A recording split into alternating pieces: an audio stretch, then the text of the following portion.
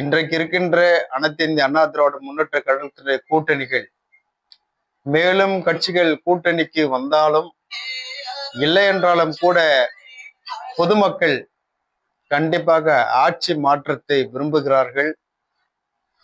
கண்டிப்பாக அனைத்து இந்திய அண்ணா திராவிட முன்னேற்ற கழகத்தை ஆட்சி கட்டிலே அமர வைப்பார்கள் என்றுதான் இன்றைக்கு பொதுமக்கள் பேசிக்கொண்டிருக்கிறார்கள். ஆகவே 26 அதிமுகவிற்கு எதிர்காலம் இருக்கின்றது. அவருடைய ஆட்சி மலரும் என்கின்ற பிரகாசமான எதிர்காலம் தெரிகின்றது. அதோடு மட்டுமல்ல, தேர்தல் கூட்டணியை சீட்டு பிரிப்பதிலே ஆரம்பித்தவுடன் கண்டிப்பாக திமுக கூட்டணியில விரிசல் வரும். அதிமுக கூட்டணியில் எத்தனை தொகுதி கொடுத்தாலும் பரவாயில்லை, எங்களை ஏமாற்றி விட்டார்கள் என்கின்ற ஒரு முணுமுணுப்போடு அதிமுக கூட்டணியில இணைவார்கள். எதிர்பாராத அளவிலே அதிமுக கூட்டணி பலம் அடையும். அசைக்க முடியாத அளவிற்கு அதிமுக ஆட்சி அமைக்கும் என்றுதான் எங்களுடைய குறிக்கோளாகவும் இருக்கின்றது.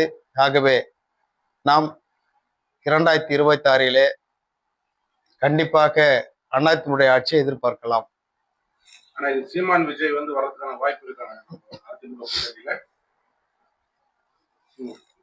தாவேகாவும் நாம் தமிழர் கட்சியும் எதிர்கால அரசியலுக்கு அவர்கள் சற்று யோசனை செய்தால் கண்டிப்பாக அதிமுக கூட்டணியில இணைவார்கள்.